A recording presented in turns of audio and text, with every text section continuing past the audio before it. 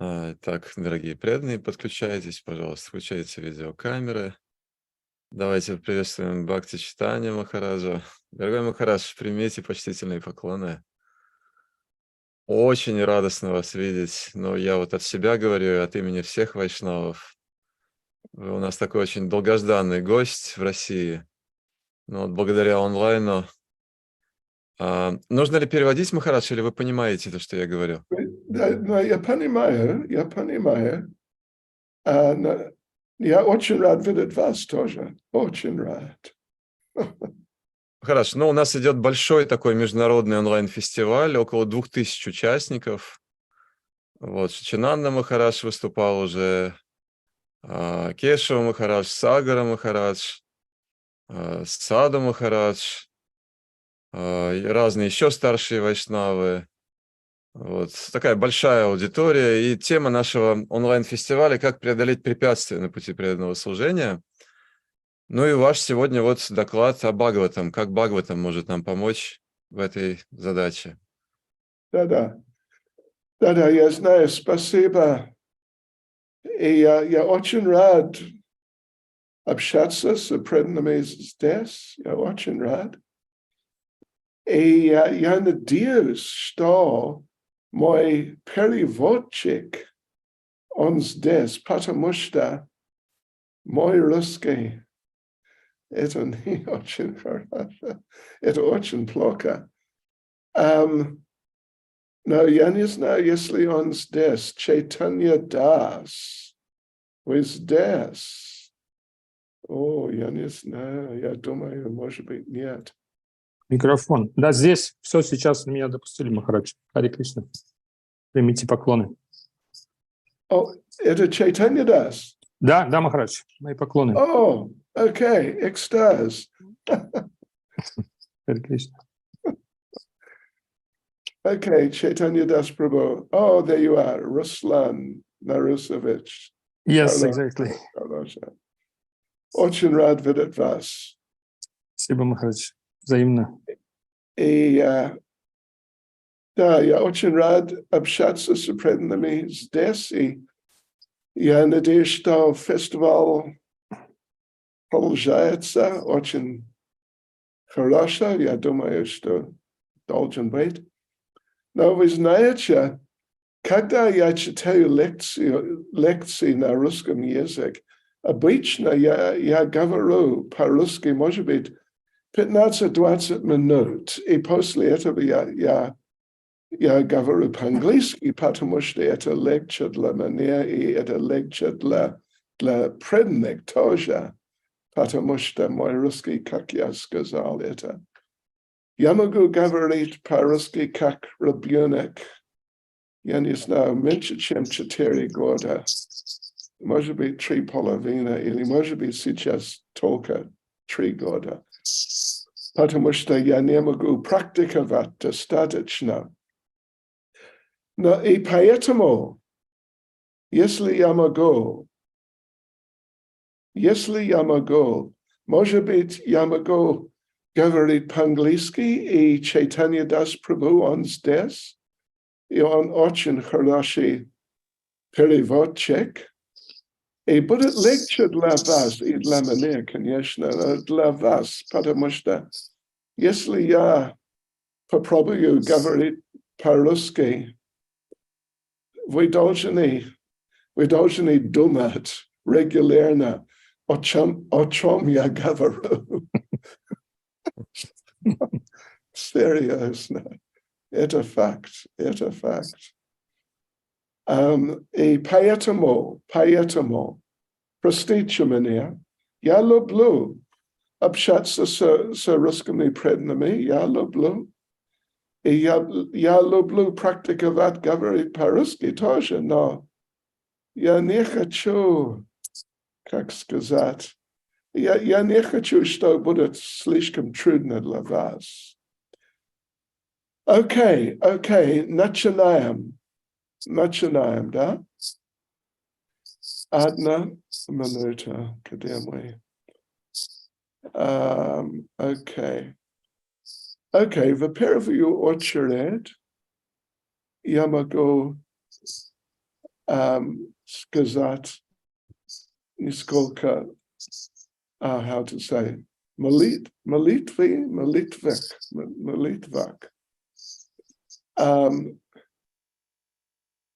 Nama Om Vishnu Padaya Krishna Prestaya Bhutale Shrimati Bhakti Vedanta Swaminiti Namane Namaste Saraswati Deve Gauravani Pracharane Nirvishesha Shunyavadi Paschachadeshatarane Sri Krishna Chaitanya Prabhu Nityananda Shri Advaita Gadadha Shivas Adi Gaura Bhaktavrinda Hare Krishna, Krishna Krishna, Hare Hare Hare Rama, Rama Rama, Hare Hare Vanchakalpatarupyas cha kripa sindhupya evacha Patitanam pavanebhyo Vaishnavebhyo namo namaha Vaishnavebhyo namo namaha. Да, я предлагаю поклоны всем вам, преданным здесь. Okay, so Chaitanya Das Prabhu, you're Yes, ready? Maharaj. Yeah? Yes, I'm ready. Yes, I'm ready. Good on you. Did you get the notes which I sent? Yes, I got them on my screen now. Oh, you got them. All right. Yeah. Okay, that helps. Yeah, I will follow it.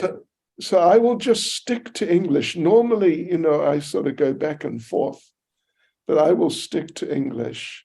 Okay. Okay, so first of all, the pair of you Ochred. No, I must stick to English. Please. Right.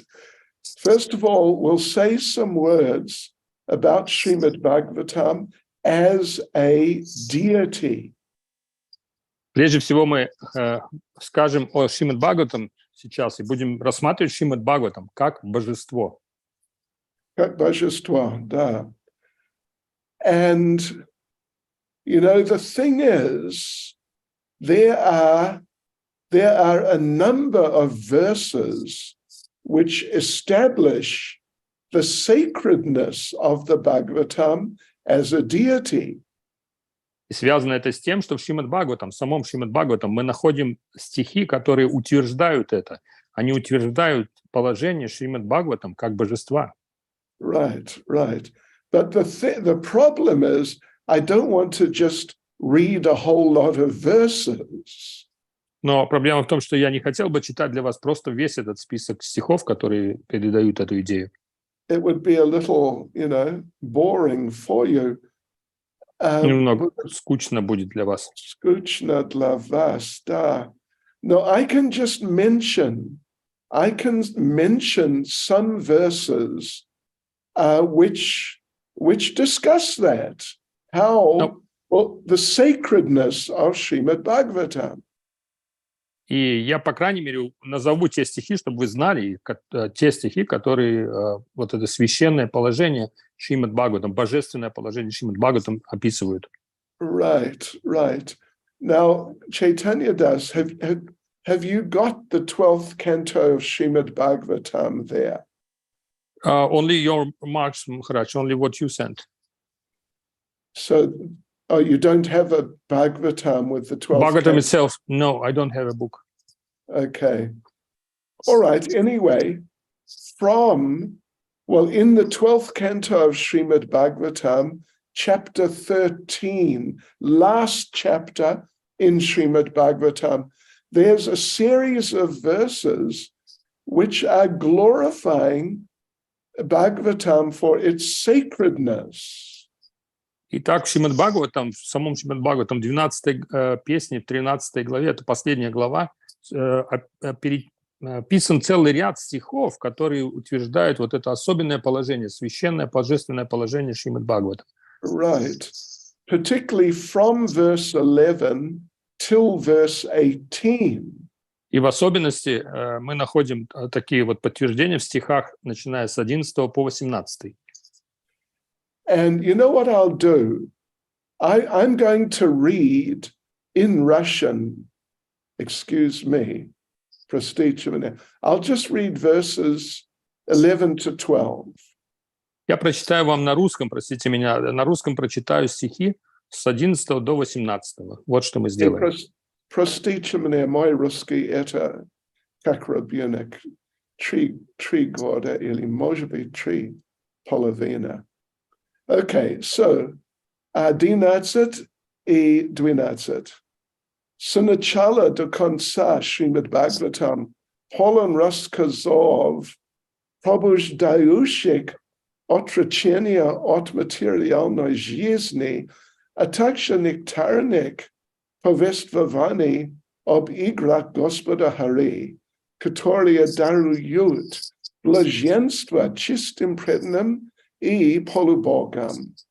Бхагаватам содержит в себе суть философии Веданти, ибо его главной темой является абсолютная истина, высшая реальность, единственная в своем роде, и при этом не отличная от души. Цель Шримад Бхагаватам, чистое преданное служение этой высшей истине. Now tell me, please, was that understandable, would you say? What would you say? Скажите, достаточно понятно было то, что как я прочитал? Мой русский понятен? Was it understandable to you, Chaitanya Das? To me, yes, Maharaj. And now I get the text. Now I get the text, so I can follow if You've needed. got it. Yeah, I've got it. Yeah, I've got it. Okay. Can you please then read the next verses, finishing with verse 18 in Russian? Yes, I'll try to find and open. 13 до 18. 13. I've got it online, so it takes time to find it. Right, yeah, I've got Just it. a minute. Or whatever it is. Yes, it's 12, 11. 12, 13. Стих 13 до 18. 11. Just a minute. Я могу прочитать, если нужно. Oh, maybe, yeah. Just the verses. Да, прочитайте, Прабhu, пожалуйста, чтобы время не занимать, потому что мне чуть-чуть сложно найти сразу стих. Хорошо, я прочитаю тогда, да. У меня перед глазами. Пожалуйста. 13 текст дальше. Если в день полнолуния месяца Бадра человек поместит Шримад Бхагаватам на золотой трон и подарит его кому-либо, он достигнет высшей трансцендентной цели. Все остальные Пураны блещут в собрании праведных преданных только до тех пор, пока преданные не услышат Шримад Бхагаватам. Шримад Бхагаватам провозглашен квинтэссенцией всей философии Веданты. Тот, кто отведал его нектарного вкуса, никогда не станет интересоваться другими произведениями. Точно так же, как Ганга – это величайшая из всех рек, Господь Ачьюта – высший из богов, а Господь Шамбу, Шива – лучший из вайшнавов, также и Шримад Бхагаватам – величайший из всех Пуран. О браманы! Подобно тому, как город Каши – величайший из всех святых мест, так и Шримад Бхагаватам – высшее среди всех Пуран. Шримад Бхагаватам – это безупречная Пурана. Бхагаватам очень дорог вайшнавам, поскольку описывает высшее, абсолютно чистое знание, предназначенное для парамахамс. Он раскрывает способы освобождения от материальной деятельности и описывает пути трансцендентного знания, отречения от мира и преданности. Любой, кто старательно пытается постичь Шримад Бхагаватам, кто должным образом слушает и с преданностью пересказывает его, обретает полное освобождение. Спасибо. Вы читаете русский лучше, чем я могу. Хорошо, но вы меня превзошли в английском по всем статьям. Okay.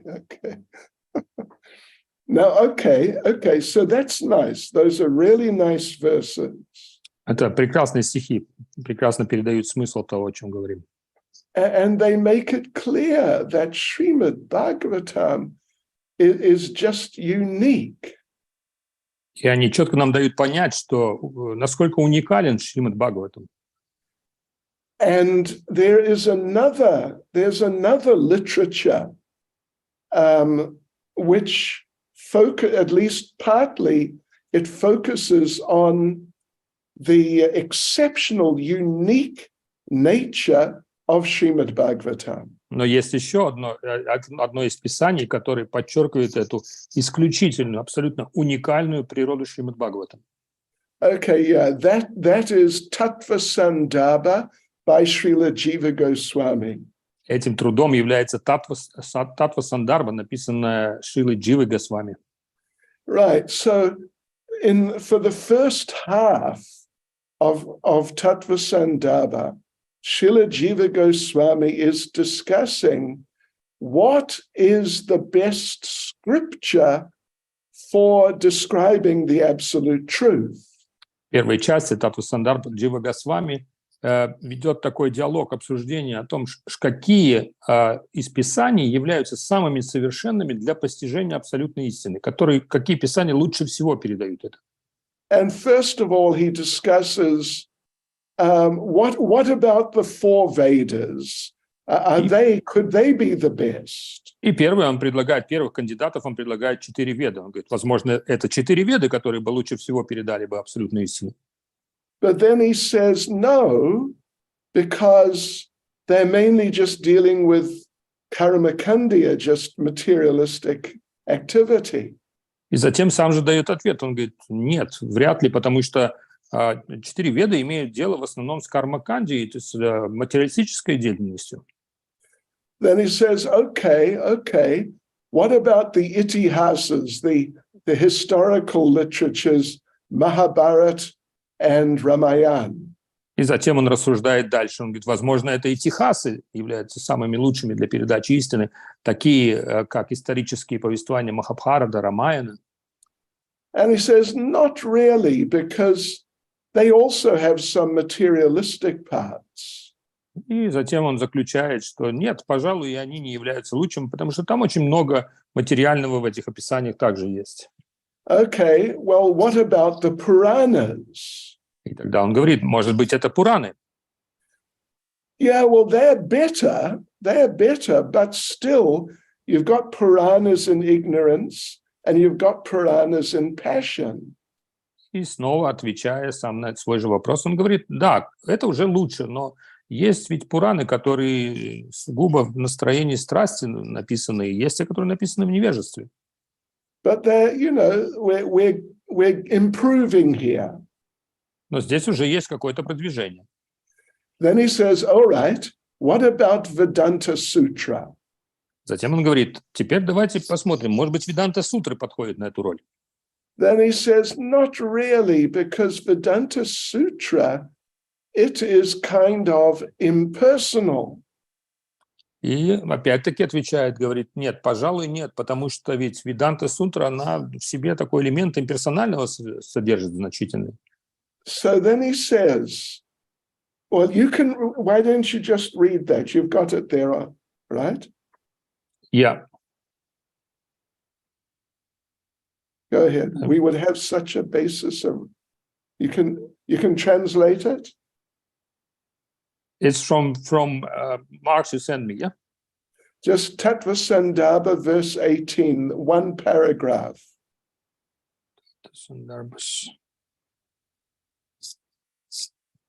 Anyway, let me just tell you.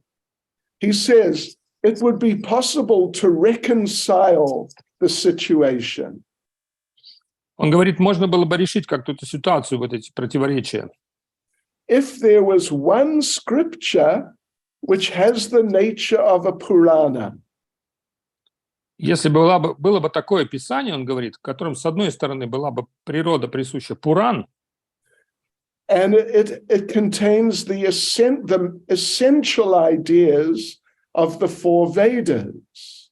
И в то же время в нем содержались бы глубинные идеи всех 4 вед. And the essential ideas from the histories. И кроме того, самые существенные выводы и идеи из всех исторических событий. And it supports some of the basic ideas of Vedanta Sutra. Которые бы, в свою очередь, эти исторические идеи поддерживали основные философские моменты Веданта-сутры. And he says, congratulations. И он говорит, вот тогда поздравления. Because you have reminded us of the emperor of evidences, Srimad Bhagavatam. Потому что мы наконец-то нашли императора, мы поняли, кто это, что это за писание. Император всех философских свидетельств совершенных – это Шримад Бхагаватам. Yeah, it's got all the best from these other Vedic literatures without the parts which are not so good. И интересно, что Шримад Бхагаватам содержит в себе все ценное из этих различных разделов священных писаний, при этом без вот этих излишеств, без каких-то отклонений. So therefore, Jiva Goswami, the rest of Tattva Sandarbha, defining the absolute truth, he's just quoting Srimad Bhagavatam.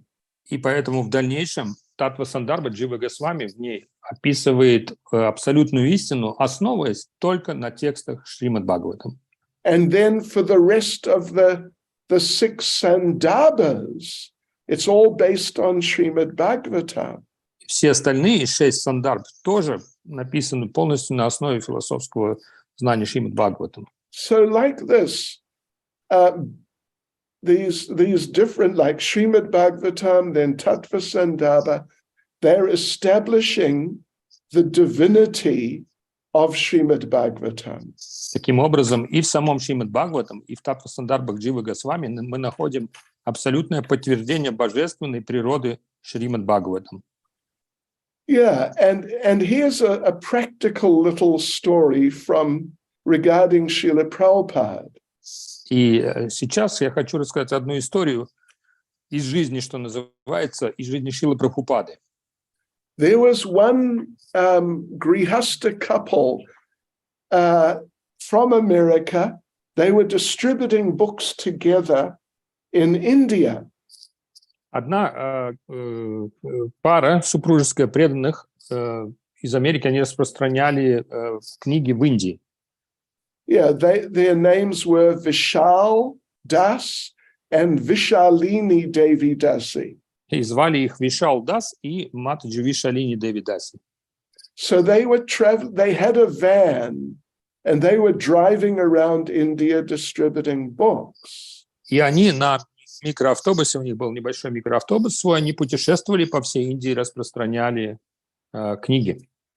So at that time, it's like the early and middle 1970s, there were very few ISKCON temples in India.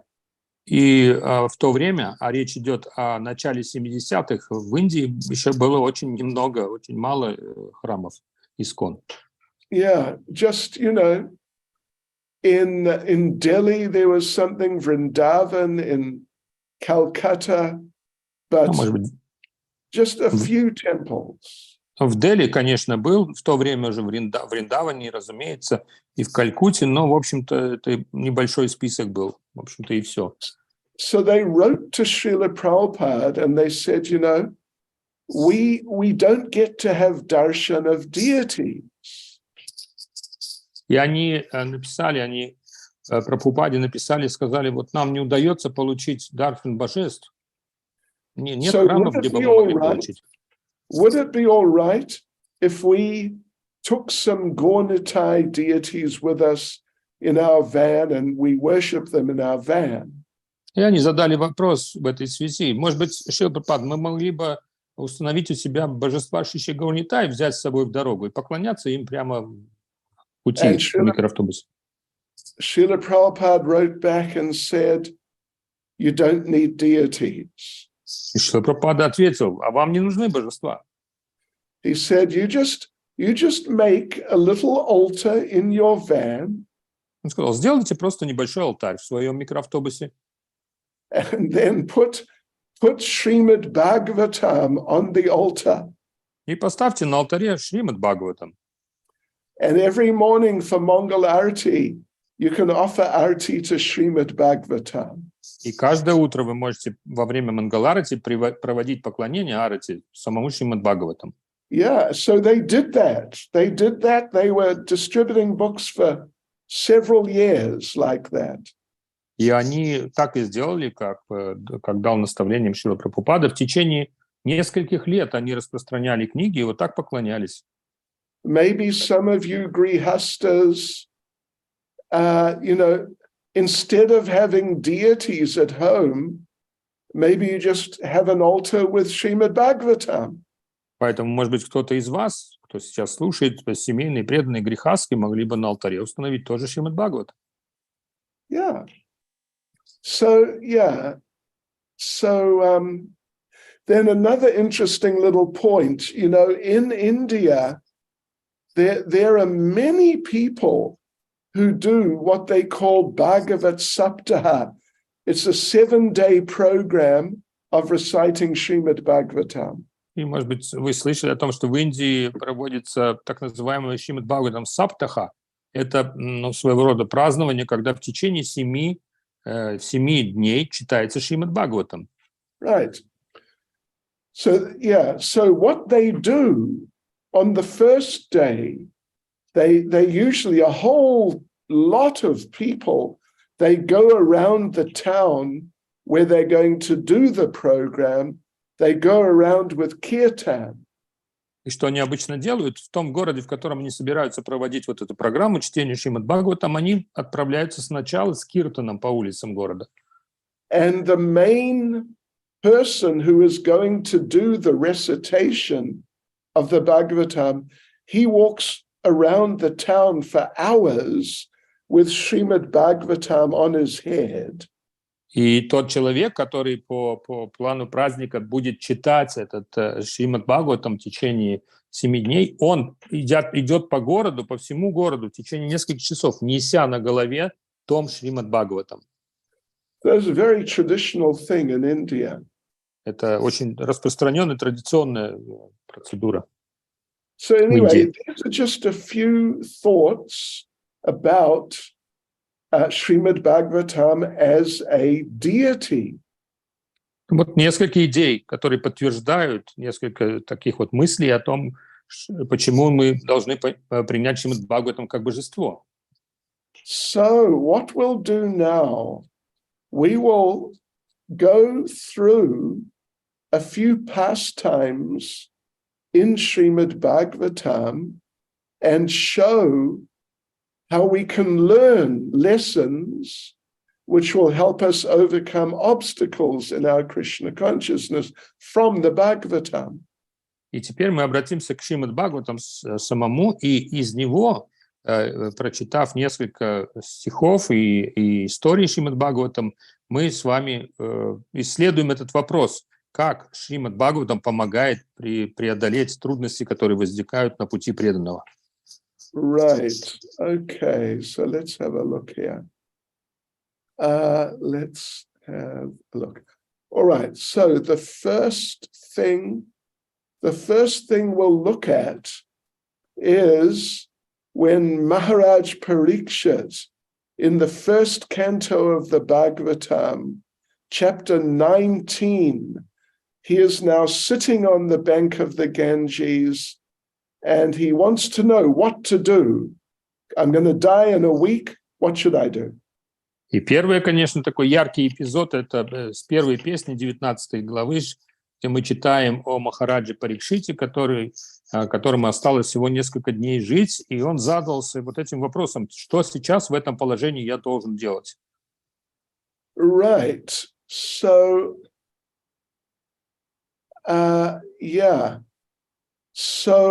So he speaks some really beautiful prayers. И он произносит поистине прекрасные молитвы. Now, you've got those verses there, Chaitanya Das Prabhu? No, no, Maharaj, I've got only one device. Sorry, I have no text. Okay.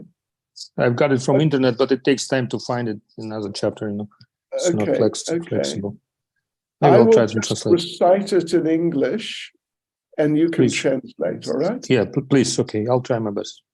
So this is now verse Srimad Bhagavatam Adin Devatnatsat Petnatsat. O Brahman. Это Шримад Бхагаватам 1.19.15. Yeah. O Brahmins, just accept me as a completely surrendered soul. О, браманы, пожалуйста, примите меня как полностью вручившийся Богу душу. And let Mother Ganges, the representative of the Lord, also accept me in that way. И пускай матушка Ганга, которая является представителем Господа, примет меня таким же образом, как предавшуюся душу. Because I have already taken the lotus feet of the Lord into my heart. Потому что я уже принял в своем сердце полностью стопы Господа. Let the snake bird or whatever magical thing the Brahmin has created bite me at once. Пусть же немедленно укусит меня это магическое существо, кто бы оно там ни было, змей или кто-то, сейчас может ужалить меня. But my only desire is that you all continue singing the deeds of Lord Vishnu. Но единственное, чего я хочу, это чтобы все вы продолжали воспевать деяния Господа Вишну. So here, from this, we can learn an important lesson. Поэтому из этого стиха, из слов Махараджа Парикшита мы можем почерпнуть очень важный для нас урок. Yeah, an urok about overcoming obstacles. Именно в отношении того, каким образом нужно преодолевать препятствия.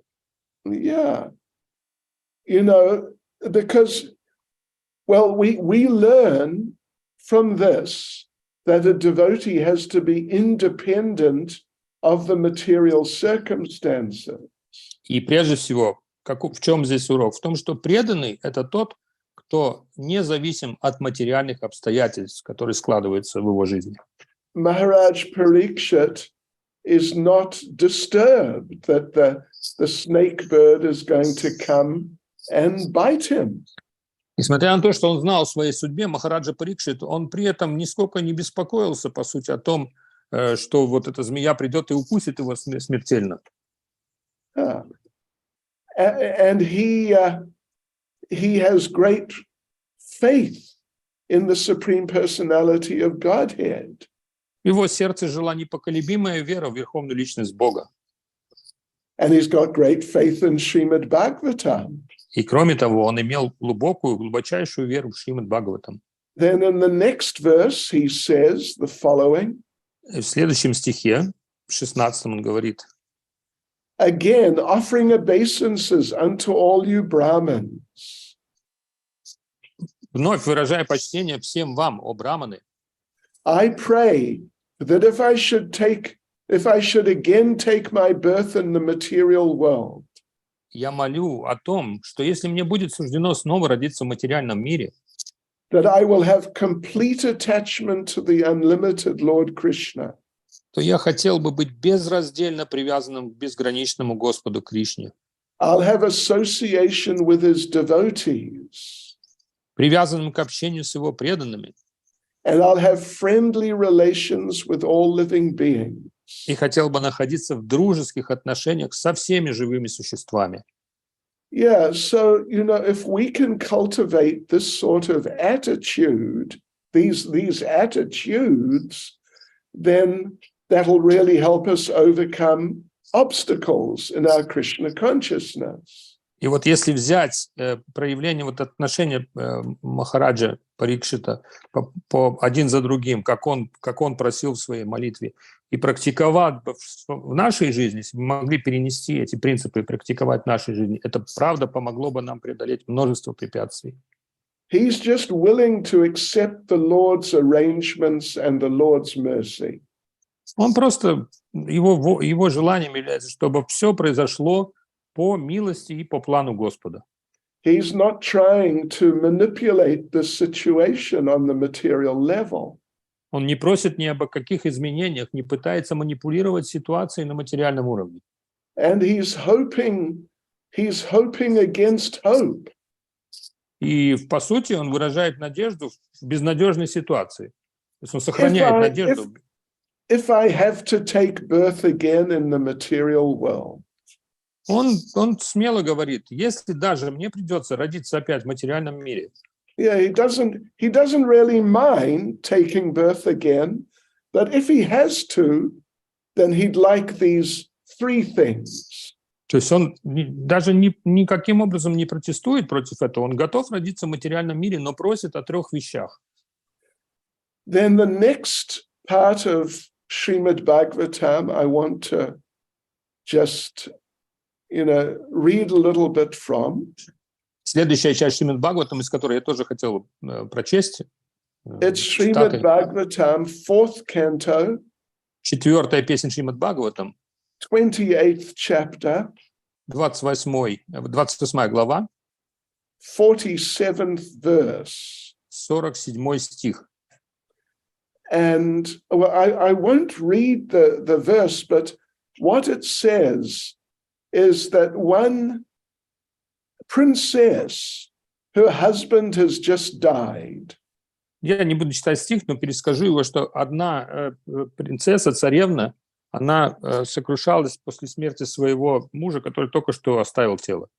And Prabhupada explains that her husband represents the spiritual master. И Прабхупада пишет о том, что муж является представителем духовного учителя. And the queen is like the queen is like the disciple. И царица в данной аллегории, пишет Прабхупада, это как ученица. Or like the princess, queen, whatever, yeah. Царица, yes. So her husband just died, and she is crying. Только что оставил тело ее супруг, и она рыдает безутешно. Now, just recently, Kadamba Swami passed away. Вы ведь знаете, что совсем недавно этот мир оставил Кадамба Канана. And I don't know if he had any disciples in Russia, maybe not. Я, если честно, не знаю, были ли у него ученики в России, предположительно, что нет. But where I am right now in South Africa, he had more than 100 disciples. Но здесь, где сейчас я нахожусь, в Южной Африке, у Кадамбы Канана Махараджа более 100 учеников. And I don't know if any of you who are online right now, I don't know if any of you have lost your spiritual master. И я не знаю, пришлось ли кому-то из тех, кто сейчас участвует в нашей программе здесь онлайн, в Zoom, приходилось ли пережить уже потерю своего духовного учителя, уход духовного учителя. But if you have not so far, don't worry, in due course you will. Но если это с кем-то еще не произошло, еще такого вы не пережили, извините, но так или иначе со временем это неизбежно произойдет. Yeah, I'm sorry to say it. And when it happens, it's a very devastating thing for the disciples. Я вам скажу, что когда это происходит, это абсолютно разрушительное событие, полностью ошеломляющее событие для ученика. So in the purport to this verse, Šrila Prabhupada says that when the spiritual master passes away, the disciples should cry, just like the queen or the princess here is crying because her husband passed away. И Шрила Прабхупада в комментарии пишет, что точно так же, как эта принцесса, ученик, когда уходит его духовный учитель, он точно так же погружается в скорбь и рыдает о его уходе. But then Prabhupada explains the type of consciousness the disciple should cultivate after the spiritual master has passed away. Но затем Шрила Прабхупада говорит следующие важные слова о том, как должен вести себя ученик после ухода его духовного наставника, духовного учителя. The disciples should know that they are never separated from their spiritual master. Первое, ученик должен знать, что он и его духовный учитель никогда не разлучаются. Because the spiritual master is always with the disciple as long as the disciple follows the instructions of the spiritual master. И дальше поясняет, что ученик всегда остается под покровительством своего духовного учителя до тех пор, пока он следует наставлениям духовного учителя. And if we really become absorbed in the instructions of the spiritual master, then we find our relationship with the spiritual master becomes deeper and deeper.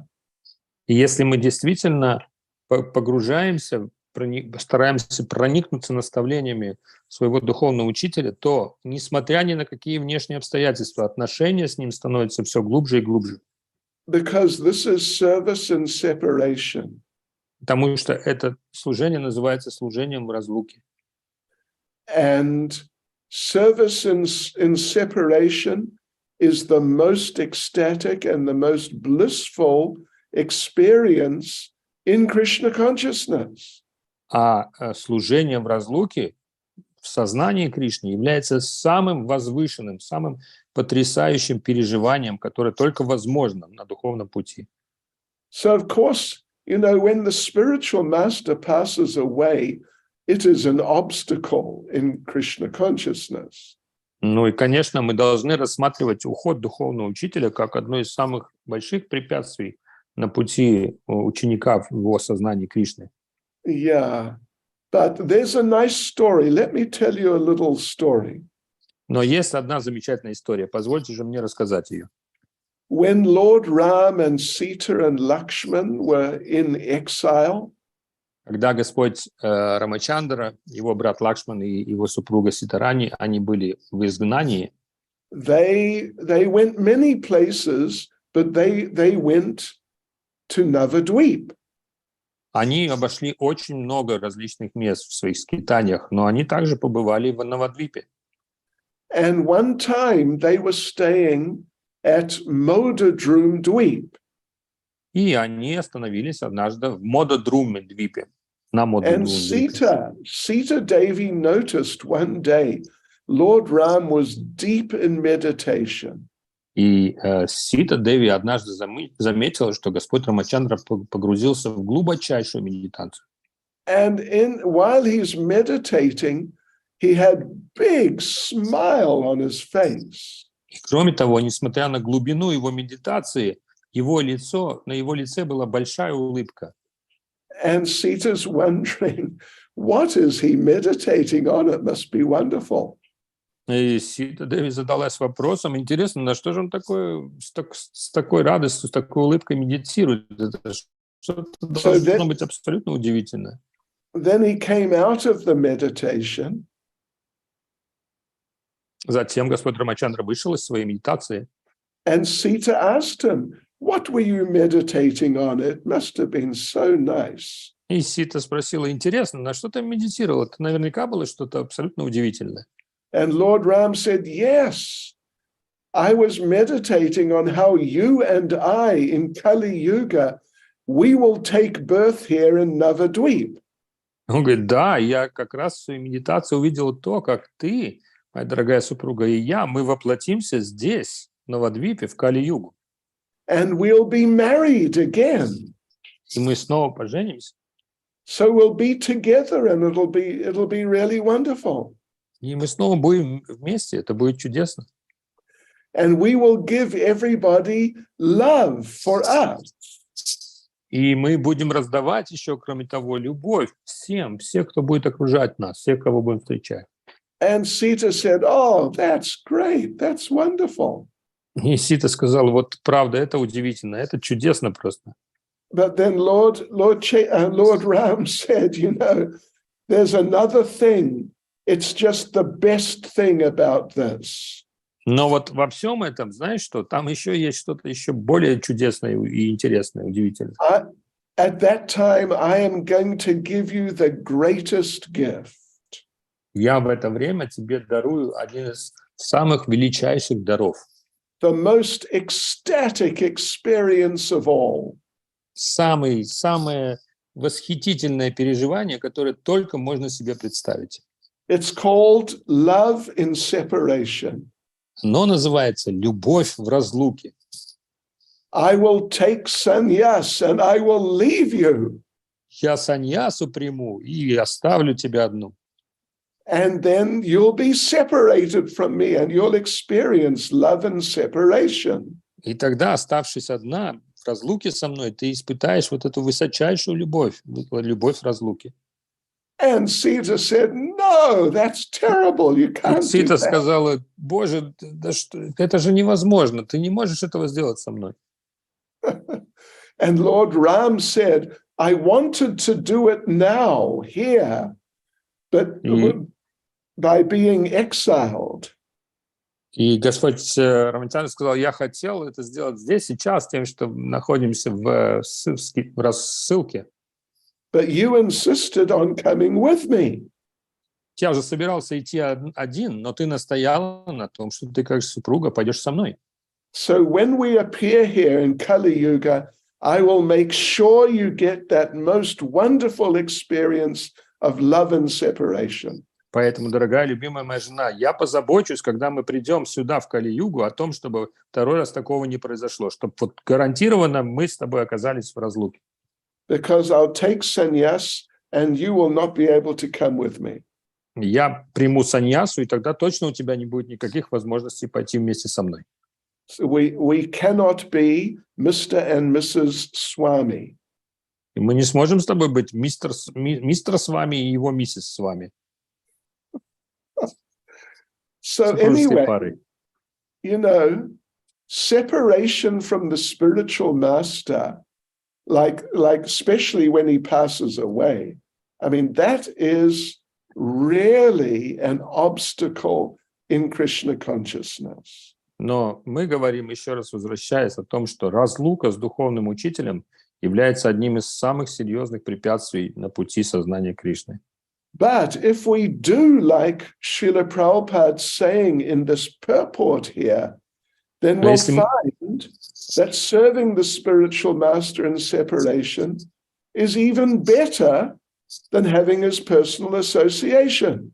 Но если мы сможем выдержать те условия, те наставления, которые дает Шрила Прабхупада в этом комментарии, то мы можем с течением времени обнаружить, что служение духовному учителю в разлуке даже выше, даже более восхитительно и экстатично, чем служение в его присутствии.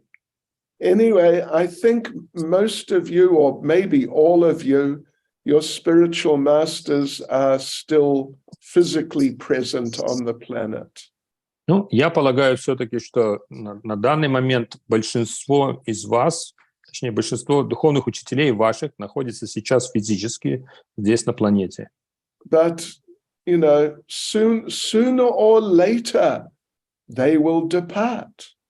Но поздно или рано они обязательно покинут этот мир. Devamrita Swami says that this period now that we're in, these 10 years, he calls it the decade of tears. И Девамрита Свами назвал грядущие 10 лет, которые ждут нас впереди, очень особенным термином. Он назвал его декадой слез или десятилетием слез. Yeah, really. So anyway, you know, I've been through it because Prabhupada left. What an experience, completely unbelievable. И я вам скажу, что мне довелось пережить тот период, когда Шрила Прабхупада оставил нас, ушел из этого мира, и это просто неописуемый опыт. Oh my gosh, amazing. Udavitana, sure.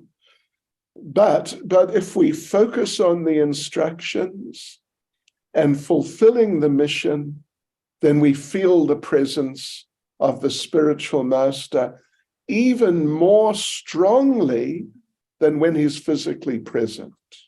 Но если мы сосредоточимся на наставлениях духовного учителя, вот выдержим эти условия, о которых Шрила Прабхупада говорит, то мы почувствуем большее присутствие духовного учителя в этом случае, нежели даже если он присутствует на планете, и мы прямо можем с ним общаться.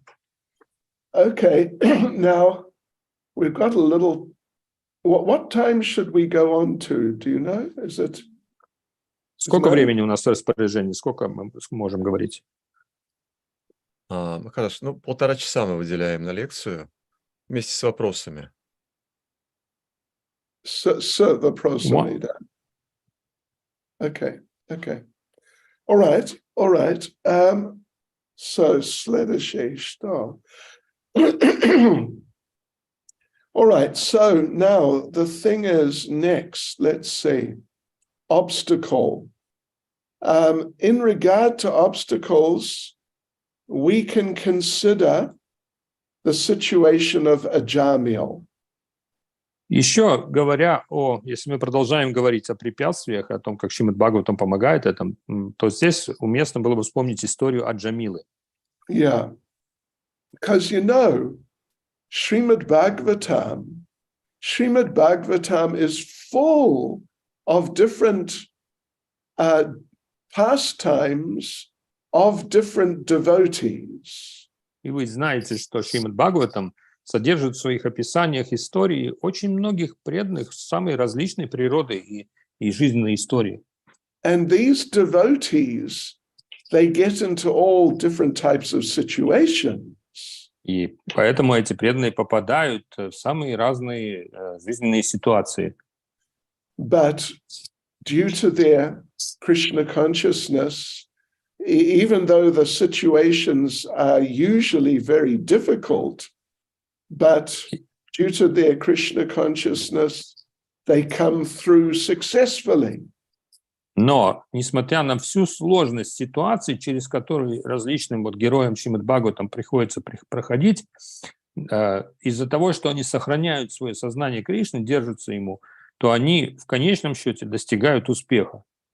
Like we read about Maharaj Parikshit, his obstacle was he was going to die. Как только что мы читали о Махараджи Парикшите, у него было такое серьезное препятствие. Он просто был обречен умереть. But because of his Krishna consciousness, it wasn't a problem for him at all. Но благодаря его глубокому сознанию Кришны это для него не было проблемой. Совершенно не было. Yeah, he said, just let the snake bird come, no problem, I'm ready. И он сказал, и хорошо, пусть приходит этот змей, кто бы он там ни был, как бы он ни выглядел, я готов к этому. Yeah, я готов, нет проблем, я счастлив. Then, let's see, Ajamil, he had some serious obstacles. У Аджамилы тоже, вы знаете, были серьезные препятствия. The basic idea with Ajamil, the lesson we can learn from Ajamil is that no matter how fallen you are, you can still be delivered by chanting.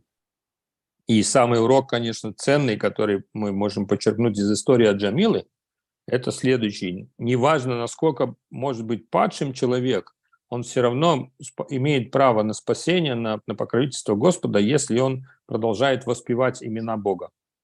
Yeah, even in the case of Ajamil, even if your chanting is not done very well. Даже если твое воспевание не делается на высоком качественном уровне, не воспевает человек. Потому что вы знаете, Ajamil, он не повторял 16 кругов. Он не повторял почти ничего. Но он иногда, он кричал для сына, где ты, Нараян, иди сюда, что происходит? This was the program of a Jamil. Такова была программа Аджамила, он просто звал своего сына, то и дело, да, отчаянно. Anyway, простите меня. Мой русский, я знаю, это плохо. Yeah, so his chanting, he was just calling for his son, that's all. Он ничем другим, как просто звал своего сына. Вот и все. Вот и вся практика. So it was not good chanting, but still, this chanting is just so amazing that he got delivered. Хотя это было воспеванием далеким от какого-то качественного, осознанного процесса, он, тем не менее, был освобожден. Yeah, first of all, you know, the Yamadutas came. Во-первых, за ним пришли, в первую очередь, за ним пришли ямадуты. And Ajamil, he was extremely frightened. И Аджамила оказался абсолютно шокированном состоянии, в ужасе от вида этих гостей. Because they look like monsters. Потому что они выглядели не иначе, как чудовища какие-то. I don't know what to say, like zombies. Ну, хотите зомби для сравнения? Or something like that. They look like heavy metal people. Ну, или они выглядели как, например, музыканты, которые играют в стиле heavy metal. Metallisti. Музыканты-металлисты. But they look much worse than the metallisti. Ну, это примерный только образ. На самом деле они выглядели гораздо ужасней, чем металлисты. You know, one day one of our devotees was distributing Prabhupada's books. Один из наших преданных распространял книги как-то, книги Шрилы Прабхупады. And she met a big metallist. И эта преданная была, и она встретила верзилу громадного такого вот рокера, металлиста. Long, greasy hair. Жирные, длинные волосы. All black clothes. С ног до головы в черном, как положено. And around his neck was a crucifix, you know, a cross. И на шее у него громадное распятие было, крест. But the crucifix was upside down. Но этот крест еще был подвешен наоборот, You как know говорят, what вверх that ногами. means? Знаете, что это означает? Означает, что он сатанист. Он сатанист. Yes, that's what he is. So, but she stopped him and gave him a book. Но она остановила и предложила ему книгу. And he looked at the book and he said, yeah, okay, interesting. И он взял книгу и говорит, ну да, интересно, ничего. But haven't you got something heavier? Ну, вы можете что-нибудь представить более тяжелое? Да. And in her bag, she had a copy of Second Chance, if you know that book. У нее в сумочке, в ее сумке распространителя была книжка, которая называлась «Второй шанс». Вы знаете эту книгу? It's the story of Ajamil, actually. Она целиком на основе истории Аджамила написана. And in the middle, there's a double-page picture of the Yamadutas trying to pull Ajamil out of his body. И в самой середине этой книги, на развороте, на 2 страницы, есть большая яркая иллюстрация, где вот эти совершенно чудовищного вида ямадуты, они вытаскивают душу Аджамила из его тела. And these Yamadutas, they look really shocking. И на этой иллюстрации даже они описаны очень живописно. So the devotee, she opened the book to that double-page picture. И тогда эта преданная открыла эту книгу прямо вот на развороте с иллюстрацией. A metallist, он смотрел на, how to say, на эту картину, would you say? И металлист он посмотрел на эту иллюстрацию, картину. Да. И он сказал: «О, круто, круто, я люблю». И он купил эту книгу. That's understandable. Он купил эту книгу в конце концов, именно потому что ему понравилась картина. Да. Очень, very nice book. So, yeah. Anyway, Ajamil, he was so frightened, he didn't know what to do. И Аджамила, он был в абсолютном ужасе. Он был скован ужасом и не понимал, что ему даже делать. All he could think of was to call for his son Narayan. Единственное, что ему пришло в голову, это начать звать на помощь своего сына Нараяна, малыша. And Narayan was 5 years old. А Нараян это был всего 5 лет от роду. What he could have done against a gang of Yamadutas. И представьте, I что бы don't этот малыш мог бы сделать, чтобы он мог, как бы он мог защитить от целой команды юмадутов. Yeah, but that was all Ajamil could think of. Ну, а Джамиле вообще просто ничего другого в голову не приходило. Anyway, you know the story. The Yamadutas came, the Vishnudutas came, and they sent the Yamadutas away. И вы знаете продолжение истории наверняка. В конце концов появились вишнудуты, и они уговорили уйти. Они заставили уйти ямадутов. Yeah, so in this way, Ajamil was liberated. He was saved and liberated. И это был ярчайший пример, прямой пример того, что как Аджамила получил освобождение. Он был спасен и освобожден. So it was such an experience for him that he completely changed his life. И это был такой опыт, такое переживание для него, что оно полностью перевернуло всю его жизнь. He didn't actually die. He came back to life and he became a devotee. Он не умер, он вернулся к жизни, ему был дан вот этот еще один шанс и стал преданным. And he went to Haridwar and associated with the devotees there. Он отправился в Харидвар и стал общаться с преданными там. And then later he passed away, he went back to Godhead. И позже, когда уже пришло время его покинуть этот мир, он вернулся обратно к Богу. Yeah, so, the story of Ajamil and the obstacles he was facing, but how he got delivered, it's just an outstanding story. И вот история Аджамилы, который столкнулся с такими препятствиями, даже как собственная деградация, и пришел к результату этой деградации, и то, как он смог это превозмочь, это просто история, которой нет равных, нету таких похожих историй.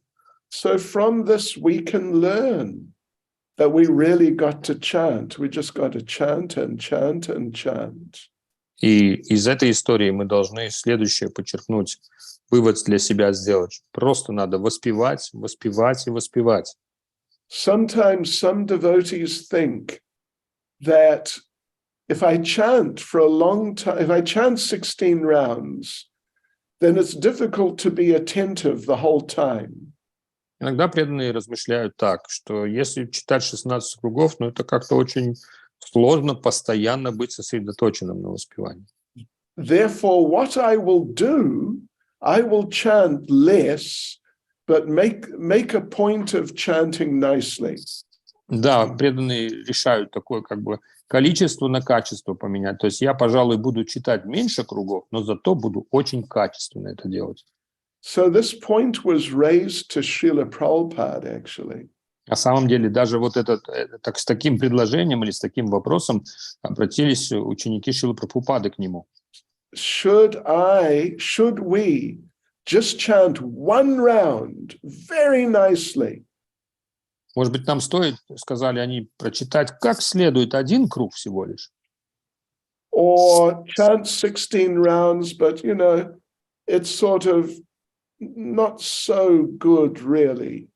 Или читать 16 кругов, но без особенной, без должной концентрации. But Prabhupada answered, you must try to chant 16 rounds even if some of it is not so good, keep trying and it will improve. И Шриле Прабхупада сказал, нет, тут однозначно 16 кругов надо читать, даже если качество вы видите, что качество не очень хорошо, воспевание, просто продолжайте воспевать. И со временем воспевание улучшится. So we can learn this from a Jamil. И мы вот этому можем как раз утвердиться в этой практике благодаря уроку, который нам преподала Джамила. So there's one verse, I just want to read one of the verses from the second chapter of the 6th canto.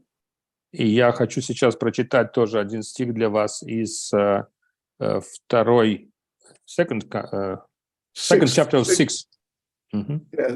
Песни 6.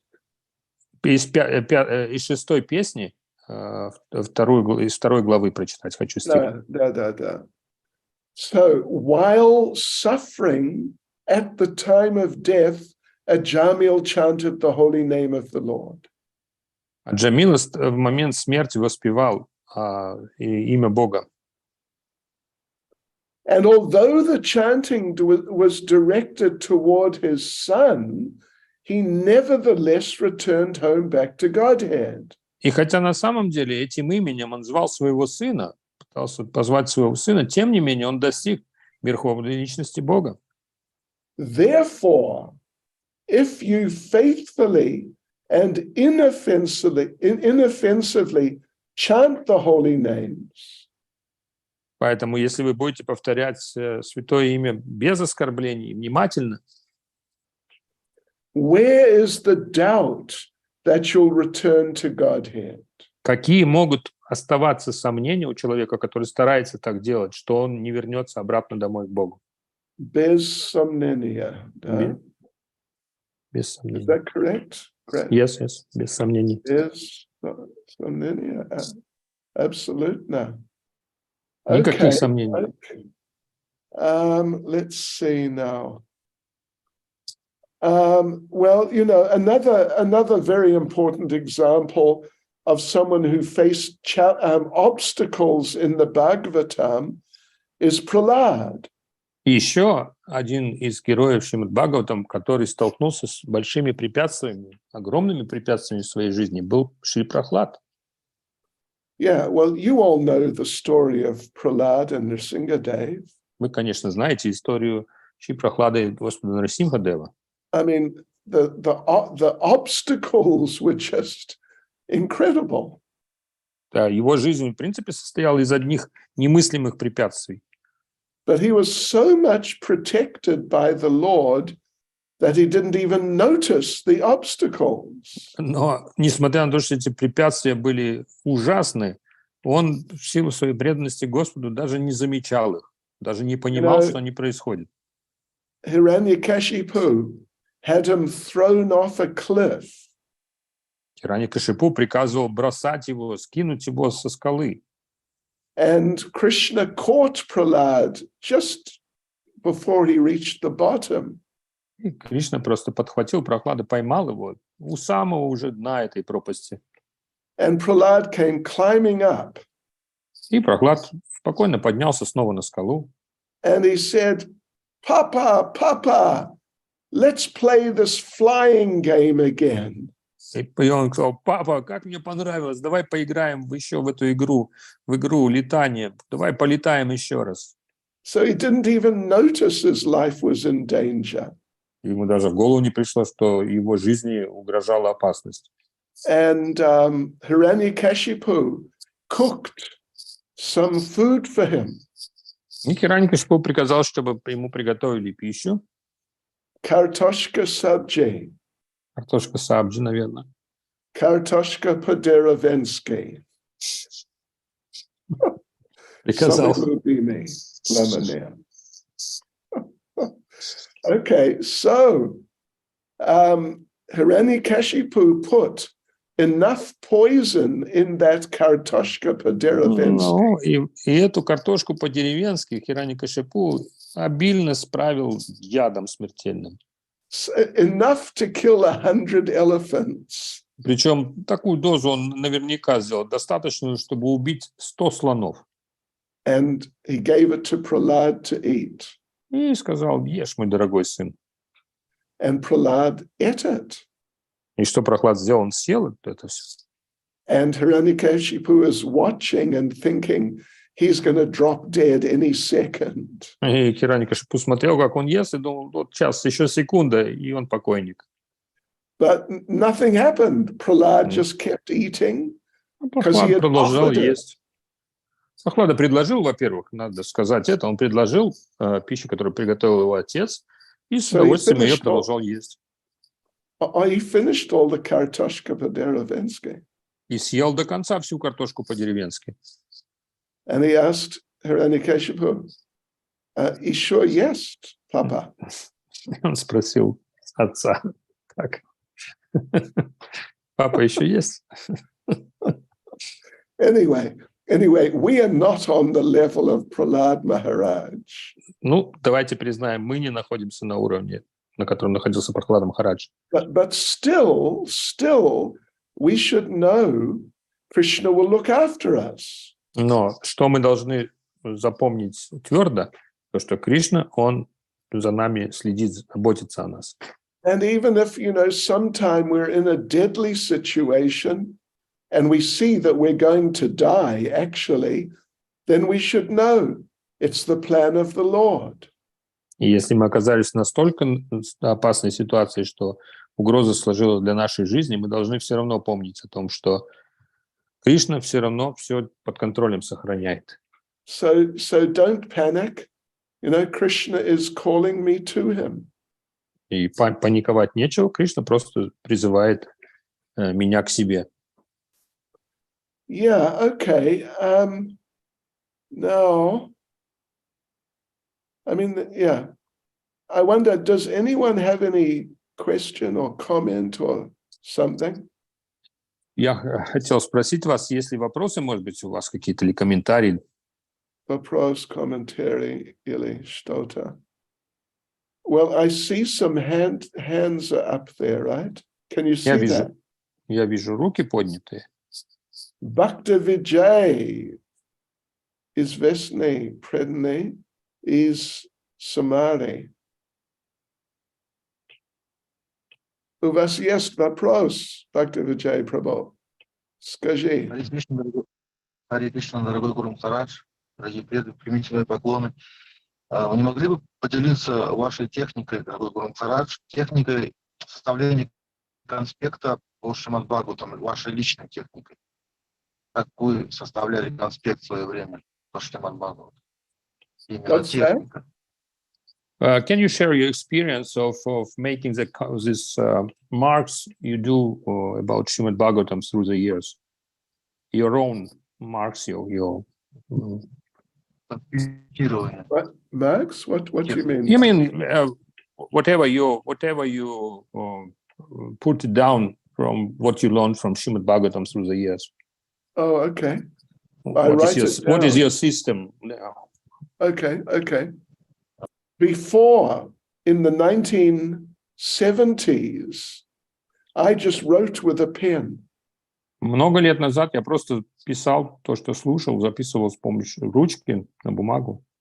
All interesting points from the whole Srimad Bhagavatam, whole Chaitanya Charitamrita. Все, что из всего Шримад Бхагаватам, из всего из всей Чайтаньи Чаритамриты, я записывал то, что было мне интересно. Yeah, according to headings, topics. И это было по темам разделено. Yeah, like one page for chanting. Например, у меня была страница воспевания, и туда я вот все, что ценное мне казалось, очень я записывал. Like that. And now one devotee is putting them on computer. И сейчас их уже оцифровали, эти тексты. And I try and, whenever I have to give a class, I try and I look at what I'm meant to talk about, and then I look up some things on those subjects. И я тогда по темам нахожу, например, готовясь к лекции, я нахожу по темам соответствующую тему и смотрю, что у меня там есть, вот что я накопил там. Понимаете, Bhakti Vijay Prabhu? Это моя система. И система Спасибо. работает, я думаю. Харе Кришна. Спасибо. Харибол. И Шри Йога Майя Деви Даси из Тольятти. Харе Кришна, дорогой Гуру Махарадж, примите, пожалуйста, мои поклоны. Вся слава Шриле Прабхупаде. У меня такой вопрос. Вот у нас же наслаждающийся единственный – это Кришна. Вот. А я, например, замечаю за собой, я читаю Шримад Бхагаватам, мне интересно, я наслаждаюсь. Я пою киртан, я наслаждаюсь. Я общаюсь с преданными, опять же, я наслаждаюсь. Получается, то, что даже в сознании Кришны я просто, либо я наслаждаю свои чувства, получается, или это как-то все равно является преданным служением. Ага. Can you just translate that to me? Yes, Maharaj. That we know that Krishna is only enjoyer. He's a high and only enjoyer. But when I, speaking, Mataji is speaking, when I read Srimad Bhagavatam, I really enjoy it. When I meet devotees, I really enjoy it. You know, when I do other services, I enjoy it. So, what is it? Is it just enjoyment of my senses? Is it right? Is this situation right? Yeah. It is right. Это правильно. Обязательно. И вы знаете, вы чувствуете так, потому что когда вы читаете Бхагаватам, вы повторяете, воспеваете Харе Кришна и так далее, Кришна очень счастлив с вами. С вами, would you say? He's Счастлив very вами. Счастлив вами, да. Доволен вами, вы say. Доволен, да. И он дает вам счастье. So you are sharing his happiness because he's happy that you're doing those Krishna conscious things. Понимаете, это не совсем ваше чувственное наслаждение. Просто благодаря служению Кришна становится счастлив. Вы испытываете его счастье, а не свое. Вот в чем секрет. Но когда я читаю святые имена, я не очень-то наслаждаюсь, когда джапа читаю. Only situation when I'm not enjoying so much, it's when I chant my rounds. Anyway, продолжайте. Милость будет, шаг за шагом больше. Спасибо большое. Повторяйте джапу утром. Повторяйте джапу утром. Это легче утром. Окей, сейчас следующий. Саду Санга Дас. Вот, Саду Санга. Харе Кришна, Гуру Махарадж. Вопрос следующий. В введении к Шримад Бхагаватам Шриле Прабхупада он привел очерк учения и жизни Шри Чайтаньи Махапрабху, а также есть стих в Шри Чайтаньи Чаритамрите в Антиалиле, где говорится, что без принятия прибежища Чайтаньи Махапрабху невозможно понять Шримад Бхагаватам. Могли бы вы более подробно осветить этот вопрос, и что с теми людьми, которые не принимают Чайтаньи Чаритамриту, могут ли они хоть как-то, может быть, Шримад Бхагаватам ощутить вкус Шримад Бхагаватам? Харе Кришна. Hare Krishna. Just clarify that. I the idea. Yeah, that Šrila Prabhupada speaks in introduction for Srimad Bhagavatam and other scriptures, other verses, that without taking shelter with Chaitanya Mahaprabhu, we can't understand the real meaning of Srimad Bhagavatam. So the question is there any chance for people who are not taking shelter of Chaitanya Mahaprabhu to understand something? Maybe you can clarify and deepen this point. Is there any chance for... О преданных спрашиваете или вообще о людях в целом? Есть вайшнавы, другие сампрадай, которые, в принципе, читают Шримад Бхагаватам, даже комментируют. Понятно. you know, people, if we talk about devotees from other sampradayas, if they don't come to ИСККОН in this lifetime, but if they are sincere devotees, in their next lives they'll be born in ИСККОН, and then they'll get the mercy of Lord Chaitanya. Если говорить о шансах, как перспективах преданных, которые стараются, искренне стараются служить Господу и понять смысл Шримад Бхагаватам, то если они это делают искренне, у них появится возможность родиться среди преданных ИСККОН, то есть принять полное прибежище у Шри Чайтаньи Махапрабху и таким образом понять до конца это знание, получить. Это так, потому что милость Господа Чайтаньи должен быть. Это Кали-юга. Без его милости это слишком трудно. Да. Okay. Anyway. Дамодар Сваруб Прабху. Харе Кришна, дорогой Гуру Махарадж, примите мои смиренные поклоны. У меня вот такой момент по поводу Шримад Бхагаватам и Брихад Бхагаватам, это вот очень не нравится. Вот. Я вот когда читаю, да, я не могу остановиться. У меня, есть вкус к этому, да. Мне очень тяжело остановиться, в принципе. Особенно, если рядом есть преданные, да. Мне очень нравится. Но почему-то начать читать, именно прикоснуться к Шримад Бхагаватам, именно начать читать очень, как будто что-то меня не дает, как будто что-то отталкивает, как будто сразу какие-то мысли приходят, сразу какие-то дела и какие-то что-то вот как будто что-то вот не дает мне просто даже прикоснуться. Но когда я все-таки пересиливаю, когда какой-то либо преданный мне позвонит, да, давай почитаем, либо что-то, то это происходит. Но когда я сам, то как будто вот моя, не знаю, цепи, как будто я, не знаю, ум, все уходит. Okay. Я не знаю, что делать. So, you understand, Maharaj? No, I don't. The question is that when I read Srimad Bhagavatam and Brihad Bhagavatamrita, I really enjoy it deeply. It just takes me so much that I'm ready to just read and read without stopping. But the problem is to start, When I think about starting to read, I feel that something more important is there, so many different obstacles, ideas, and so what could it be? What is this symptom or situation, That when I read it enjoying it, happily. But to start read is difficult. Это, вы знаете, это гуна невежества, я думаю. Должен быть.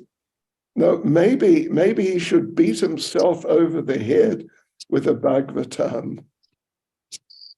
Может быть, можно себя ударить по голове с помощью Шримад Бхагаватам, чтобы прогнать. Скорее всего, что это гуна невежества. Это гуна невежества, обязательно. Это 100% гуна невежества, да. See, sometimes we've got to push ourselves when we know it's the right thing to do, but, the Maya is influencing us. Это происходит. Мы иногда знаем, что нам надо вот эти вещи делать или двигаться в этом направлении, но что-то Майя нас удерживает, и поэтому нам нужно какой-то толчок, нам нужно себя подтолкнуть. Yeah, that's what I would say. Я бы так сказал. Okay. Следующий. Гулнара.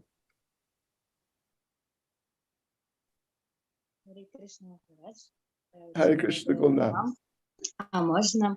Вот вы рассказывали, что Шримад Бхагаватам, он помогает избавиться от проблем в жизни.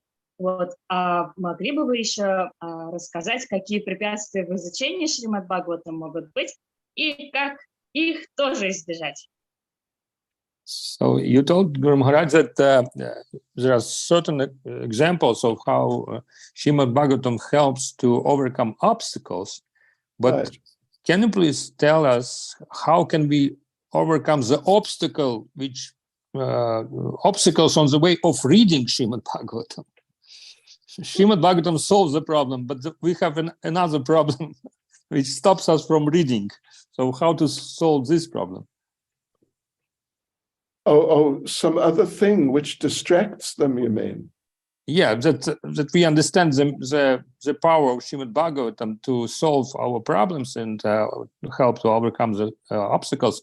But what to do with the obstacles which stop us from reading, Srimad Bhagavatam? She's. Может быть, еще не то, чтобы читать, а может, еще иногда читаешь и истории непонятные.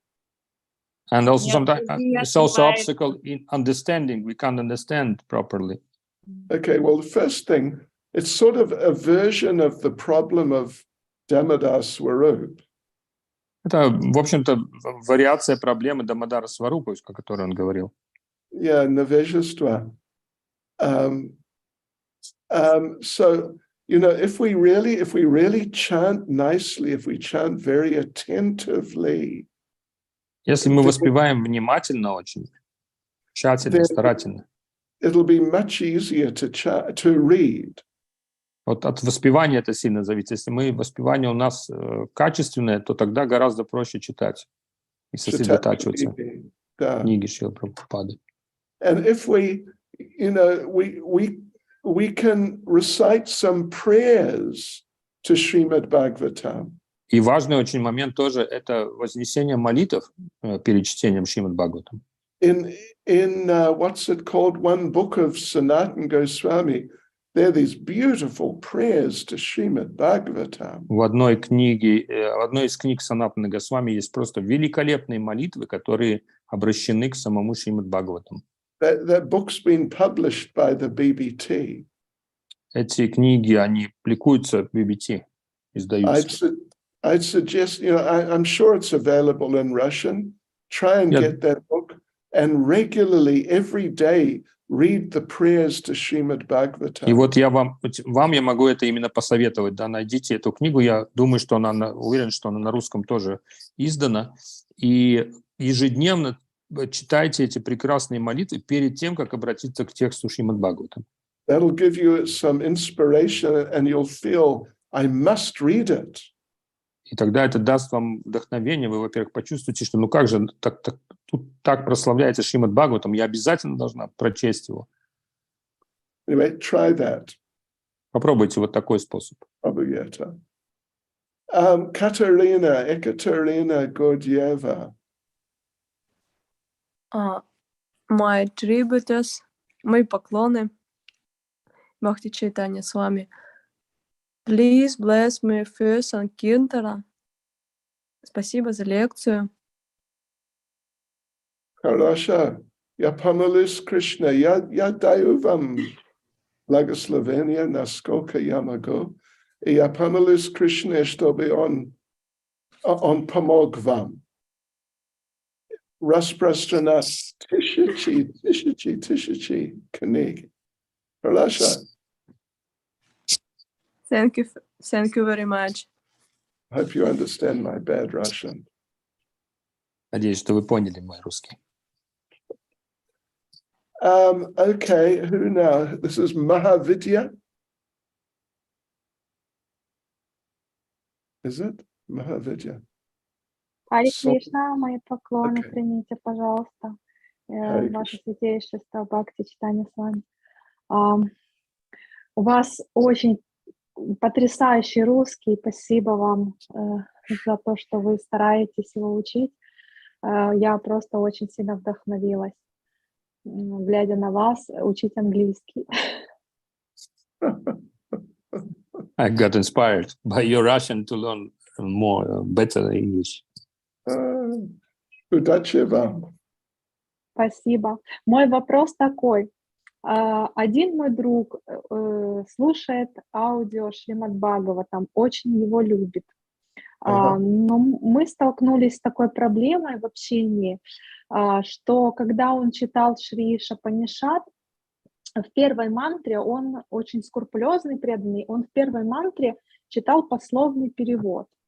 каждого слова. Он всегда так делает. И потом в обсуждении с нами он обратил внимание, что в 10-й песне Шрила Прабхупада, цитируя первую мантру из Упанишад, добавил одно слово там про еду, ну, что-то. Там первая мантра, она про долю, что выделена доля. Вот. И Шрила Прабхупада, когда комментировал в комментарии, ну, немножко получается, что в пословном переводе не было этого слова, а у Шрилы Прабхупады в комментарии было. И это очень его взволновало. Okay.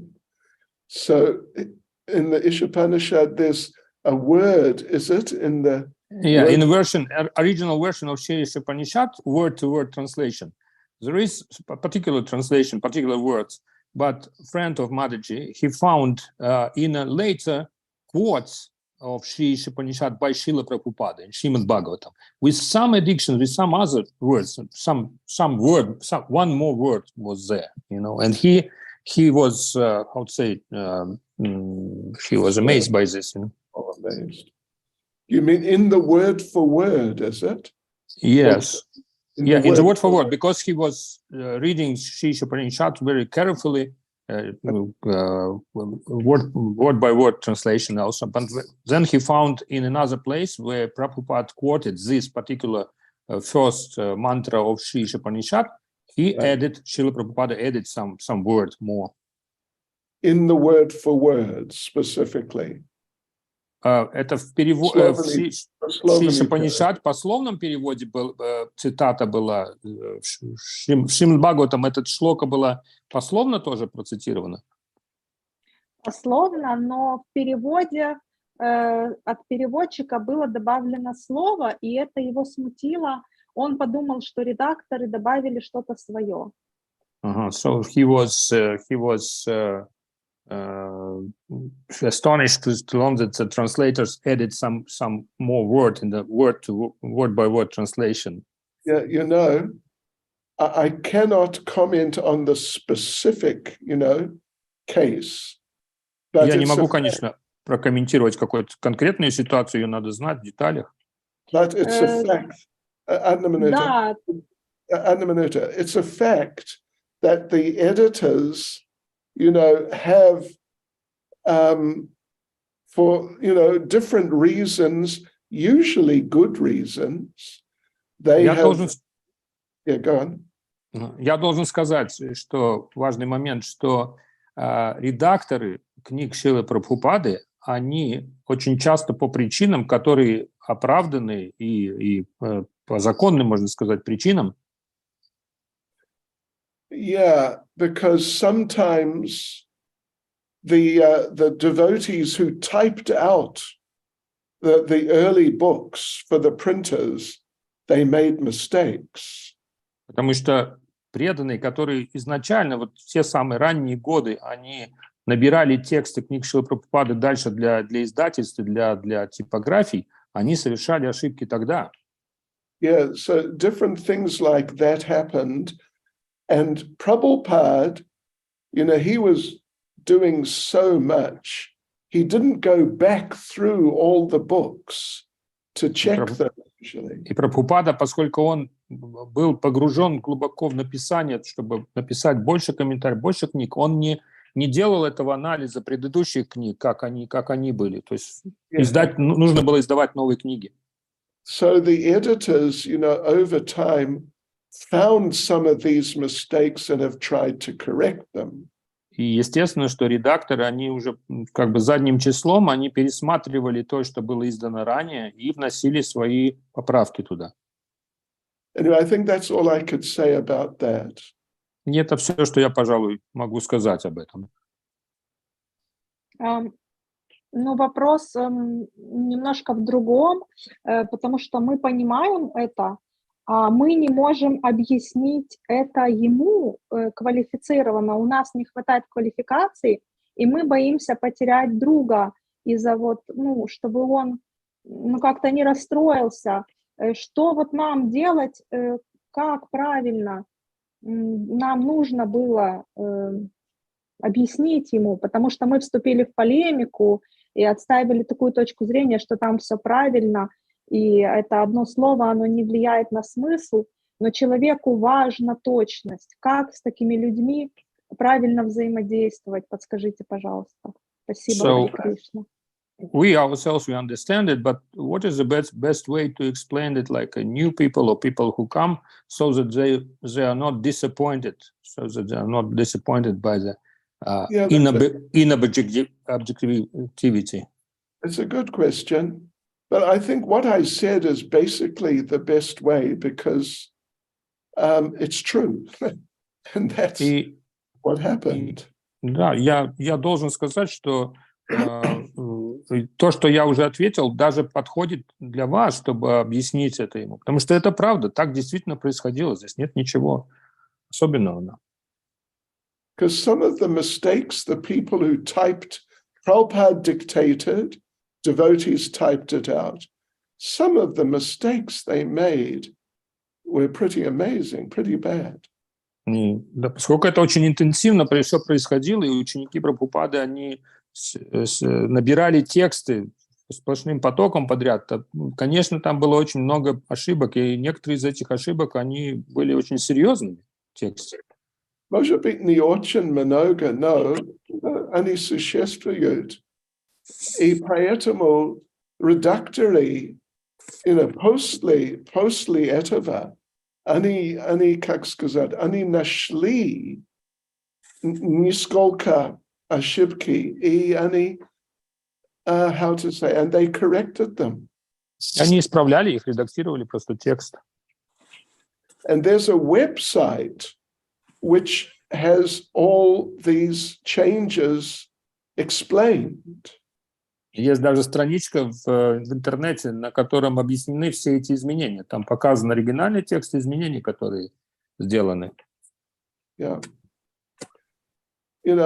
Mahavидya, я думаю, что это все я могу говорить сейчас, простите меня. Спасибо большое. Мои поклоны нижайшие вам. Мои поклоны. Харибол. Ади Гопинат Прабху.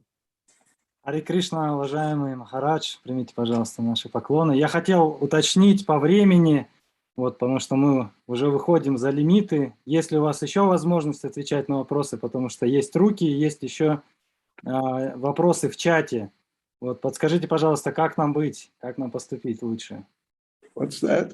There's more So we are out of time, actually. So what is your desire? Would you like to answer more questions? Because we have some hands raised, some questions more. Or what should we do? And in the chat also, or just hands raised? В чате тоже есть вопросы или только поднятые руки здесь? Есть еще в чате вопросы, 3 вопроса к вам. Oh, okay. Я могу, how to say, I can give answers to you and Elizaveta. Я вам и Елизавете могу ответить сейчас. Я как раз могу зачитать те вопросы, которые есть, и потом Елизавета задаст. Как лучше? Или Елизавете дать вопрос задать, а потом я задам?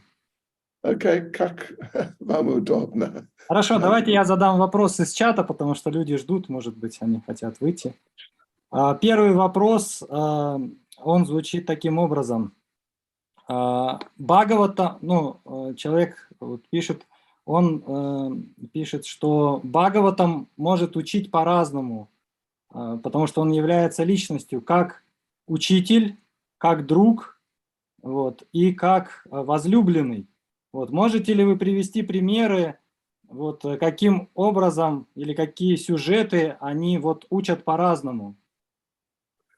So the different ways of reading Srimad Bhagavatam. Yeah, how Srimad Bhagavatam teaches us in different ways. And Srimad Bhagavatam can be like a teacher, like a friend, and like a beloved. So maybe you can give some examples of stories from Srimad Bhagavatam which introduce these points. I think the most relevant answer I could give is that for us, for us, the Bhagavatam is really more just like a teacher. Я могу сказать то, что касается именно нас. Для нас Шримад Бхагаватам — это в большей степени прежде всего учитель.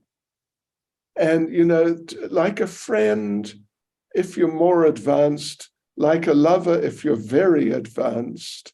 But for us, we're not so advanced, so it's more just like a teacher to us. И, конечно же, если Шримад Бхагаватам выступает как друг, свои наставления дает, то это уже гораздо более высокий уровень. И что уж говорить о уровне, как возлюбленный Шримад Бхагаватам наставляет нас. Это очень высокий уровень. Мы должны быть реалистичны и понять, что наш уровень — это общаться со Шримад Бхагаватам как с учителем.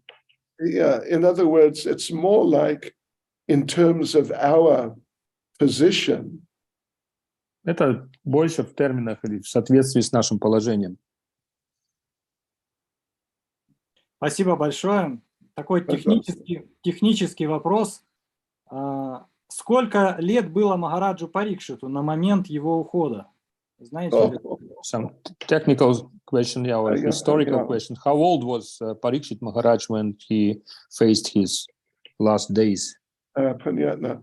Но вы знаете, Бхагаватам не говорит об этом.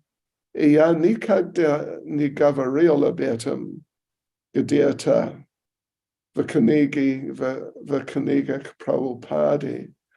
So, и поэтому, you know, Prabhupada says that he was middle-aged. Прабхупада говорит, что Махарадж Парикшит, ему было где-то, он был средних лет, джентльменом, царем средних лет.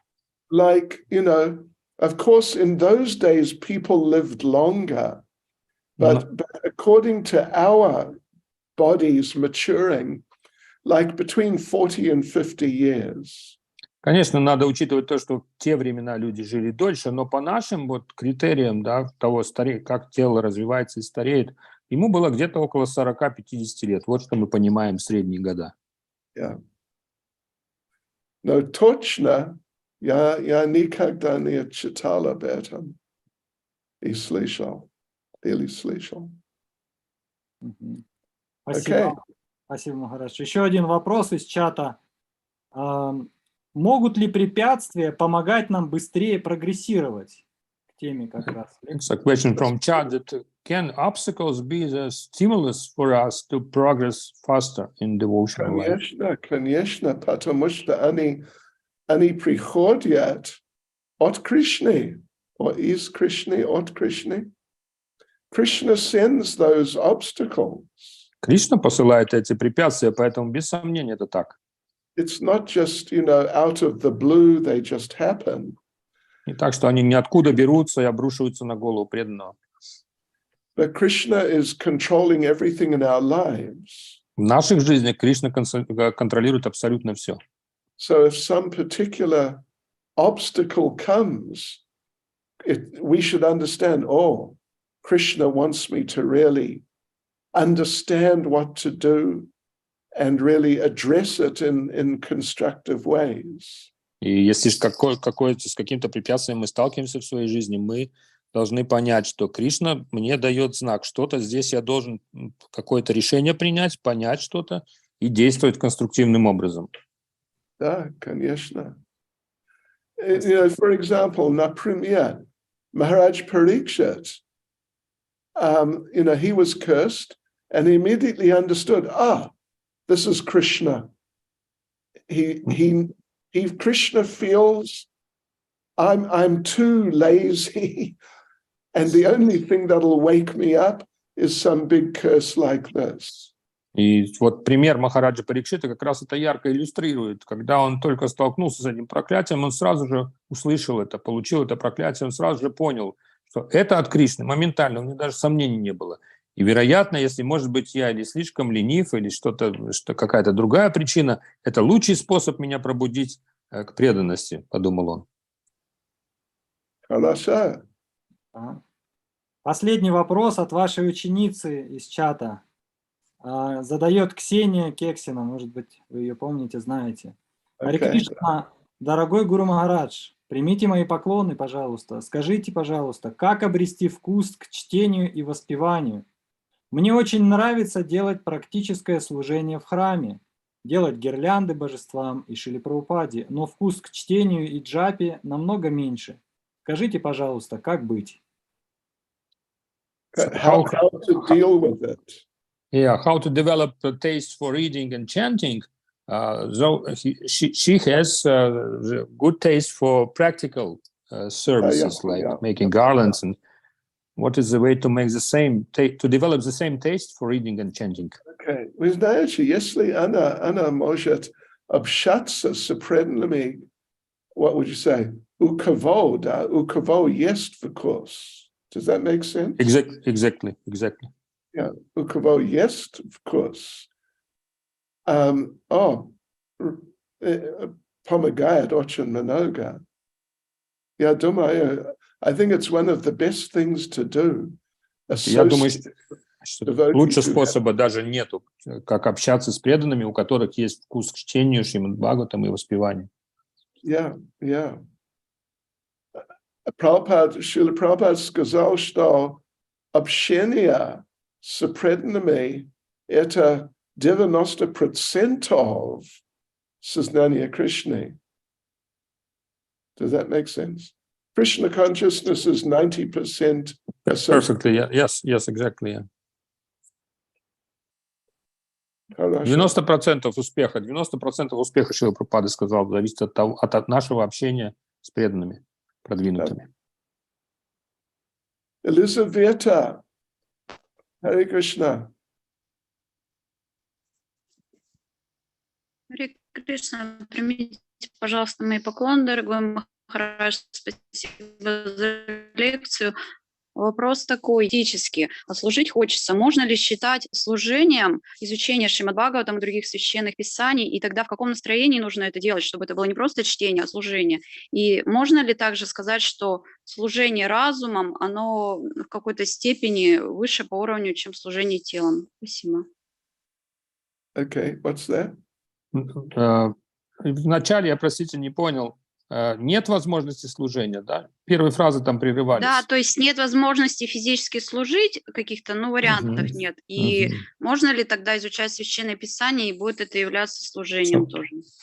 Is there such situation that devotee cannot serve practically? So can we accept the reading of Srimad Bhagavatam, studying of Srimad Bhagavatam, like intellectual way of serving Krishna, like intellectual, practical service? Конечно. Это так. Обязательно. Да. Это милость Кришны. Если у вас есть достаточно времени читать книги, вы знаете, у много преданных недостаточно времени читать книги, потому что они должны делать много служения или работа. И поэтому, да, это так, это правда, это хорошее служение.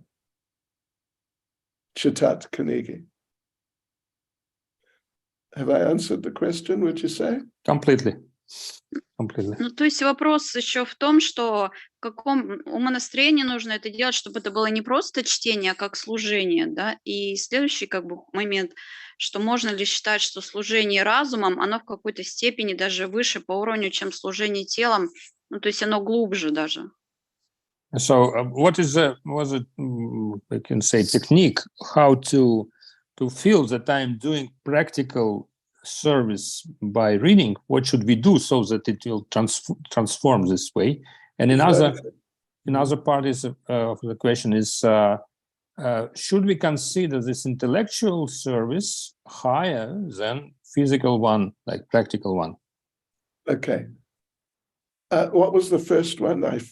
First was, what should we do so that we feel that our reading is not just simple reading, but it's really service? Well, it's your service to read, so you should really try and read very well. Это служение читать, и как и любое служение, мы должны стараться выполнять его самым добросовестным образом. Yeah. Just read. Просто читать. Настроение должен быть как, how would you say, для вас студентка. Студентка, вы изучаете книги Прабхупады. Хорошо? Oh, and second, what was the second part? Second was, can we consider intellectual service, like reading as intellectual service, as a higher service than a practical one? Not really, it's on the same level. Нет, скорее эти будут служения два на одном уровне. Практическое или интеллектуальное с помощью интеллекта – это один уровень. On the absolute level. Если говорить на абсолютном уровне, то они одинаковы. Практическое служение или чтение. Okay, Спасибо, Харе Кришна. Харе Кришна, пожалуйста, спасибо вам. Ананда Манджари Девидаси. Харе Кришна Махарадж, пожалуйста, примите мои смиренные поклоны, все славы Шриле Прабхупаде. Спасибо вам большое. Ну, я хотела спросить по поводу общения с продвинутыми преданными. Кто такой продвинутый преданный? Как я могу определить, кто такой продвинутый преданный? Okay. How can you tell who's an advanced devotee? Yes, because we suggested that association with the devotees who have taste and is the best way. So how can we define? You can see if they're regularly reading. I mean, in regards to reading, if they're regularly reading and discussing, then you can understand this is someone who is advanced in reading. Например, если касается чтения вопрос, да, то есть мы говорили, что с продвинутым преданным, который имеет вкус к чтению, то мы можем видеть это, что поскольку у человека есть вкус, он в основном только это и делает. Он читает, тщательно читает, обсуждает, это занимает его жизнь. Yeah, but in general, you know, узнать, кто как продвинутый преданный, вы должны видеть, кто, how to say, who really likes chanting, who really it gets absorbed in chanting, absorbed in service, happy, engaged in Krishna consciousness. This is an advanced devotee. И вот на самом деле мы можем определить, кто более продвинутый преданный.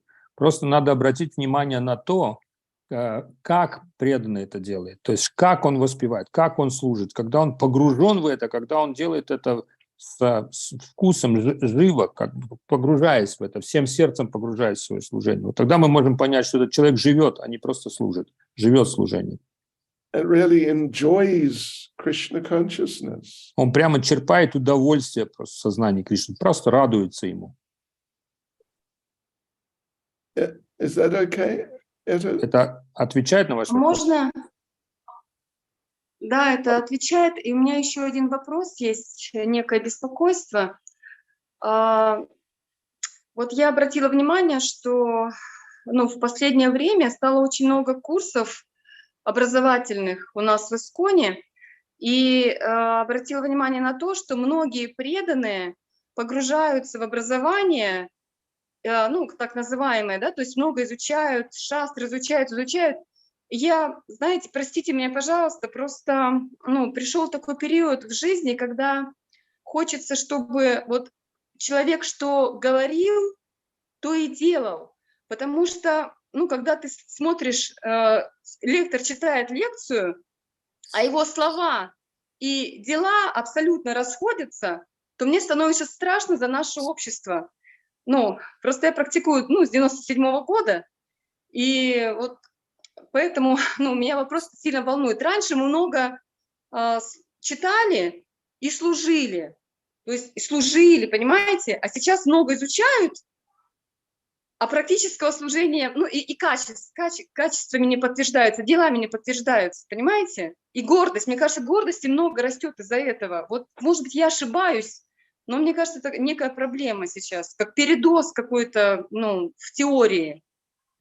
Простите, пожалуйста, если что-то не так сказала. So it's a questions like your opinion. Mataji shares her worries about the situation that so many courses are there now online, especially in few last years. So many. Right. So devotees get theoretically so much. So much education is going on. Different courses, different devotees do the schools, different schools, and everything. But Mataji is saying that being devotee since 1998, she feels and she can see the difference, because before that we read and we tried to follow, like it was in balance, how much theoretically we learn from the lectures and then how much we apply it and do it. And now this like a bias in theoretical knowledge and devotees, there is a chance of getting proud of how much I have listeners and how much I have theoretical knowledge. So what is your opinion about this situation, which worries Mataji?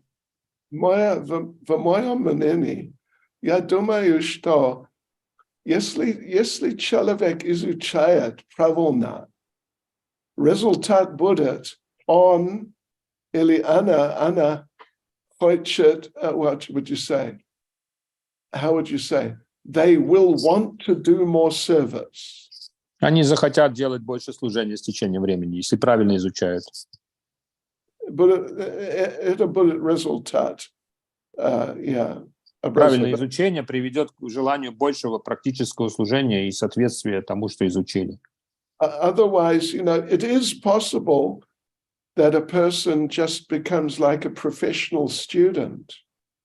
Может, конечно, получиться такое, что человек станет своего рода профессиональным студентом. То есть он изучает, но практическую сторону вопроса он не так хорошо знает. И поэтому мы хотим видеть, что человек, который изучал шастра, он хочет делать служение серьезно, enthusiastично. Okay, I hope that's okay for Ananda Manjari. Это отвечает на вопросы, надеюсь. Ananda Manjari. Достаточно. Okay. So, Adi Gopinath Prabhu, Haribol. Харе Кришна, дорогой Махарадж. Последний вопрос, может быть, вы закончите тогда им. Это вопрос про святое имя. Что в вашем понимании означает внимательное чтение джапы? Чтобы у нас была настройка на следующий день, мы продолжаем марафон, и по утрам мы вместе собираемся и читаем джапу, и это будет хорошей настройкой на завтра от вас. So what's that? So we are going to do our marathon. Our marathon is going on, and tomorrow we'll, as a part of our marathon, we'll do japa together, and we'd like you to share your understanding of what is attentive chanting of japa. What ingredients? Sorry? Now or at that time? In general, I mean, what is understanding of attentive japa? Attentive japa. What are the ingredients or I would say parts of this attentive japa? Yeah. Attentive japa means that you chant, you hear yourself chanting properly. Внимательное джапа, внимательное воспевание, согласно мое понимание, которое делюсь с вами, это слышать, внимательно слушать то, как вы четко повторяете. Понимаете? Yeah.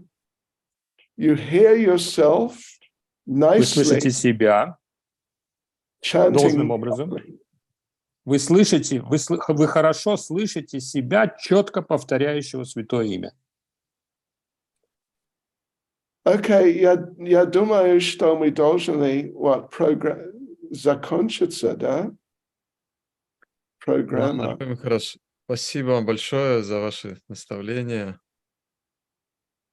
I hope, я надеюсь, что вы не очень, how to say, I hope Govardhan Gopal Prabhu is not upset with me for going on too long. Надеюсь, что я не расстроил вас. Гурдан Гопал Махарадж говорит тем, что немножко больше времени занял выступлением своим. Дорогой Махарадж, вы доставили нам большое счастье, просто что вы уделили еще дополнительное время. И я просто знаю, что вы Бхагаватам изучаете всю жизнь, как преданный. Вот, поэтому ваши слова, они особой силой как бы напитаны, вашей реализацией. Я вот слушал вас сегодня и понял ваш стиль как бы объяснения сегодня, что вы приводили разные истории из Бхагаватам, как они отвечают на самые разные вопросы и позволяют преданным самые разные трудности преодолевать, которые в жизни встречаются. Спасибо за такое какое-то донесение этой истины, что Бхагаватам – это наш учитель, который может отвечать на все наши жизненные вопросы.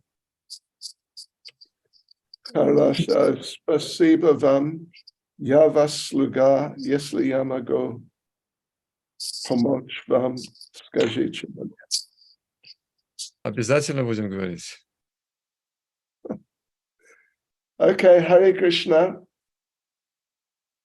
Увидим позже. Харе Бол. Шриле Прабхупаде ки джай. Грантарад Шримад Бхагаватам ки джай. Джай. Харе Кришна. Его святейшество Бхакти Чайтанья Свами ки джай. Джай. Джай. Джай. Джай. Спасибо вам большое. Спасибо большое. Харибол, низкий поклон.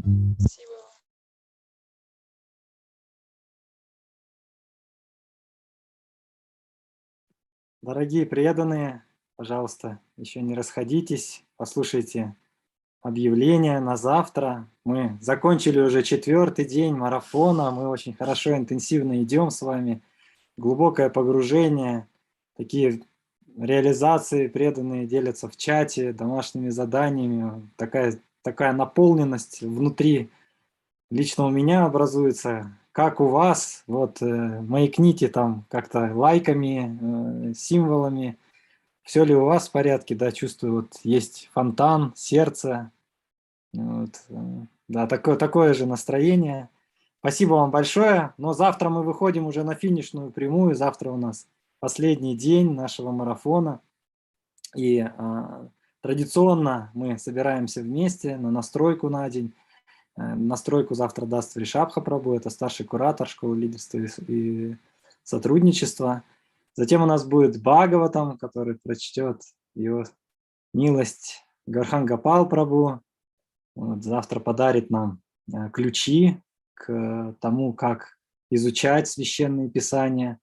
Вот, пожалуйста, приходите сами и приводите друзей, родственников, преданных других на этот класс. И вечером мы встретимся со Шри Джишну Прабху, который даровал нам сегодня даршан Шри Гавардхан. Шри Гавардхана на утро, да, потом божества проявились на фоне Гавардхана, да, так очень удивительно сегодня день у нас проявляется. Спасибо вам большое, что мы вместе идем в этом образовательном пути. И давайте увидимся завтра и еще раз окунемся с головой в совместную практику, в совместную садану, вот, которую даровал нам Шрила Прабхупада. Вайшнава Санга ки джай, Шрила Прабхупада ки джай, Ванча Калпа Рубешча, Крипа Синду Девача, Патитана Паванебхио, Вайшнавебхио. Спасибо большое. Харе Кришна, дорогие преданные, Благодарю вас. другу благословить. И также, если есть у вас возможность и желание сделать какие-то пожертвования, вот все эти пожертвования идут на дакшину нашим учителям и на поддержание организации марафона. Спасибо вам большое за вашу щедрость, любовь. Обязательно сделаем. Друг другу. Это большой пример. Харе Кришна. Харе Кришна. Харе Кришна.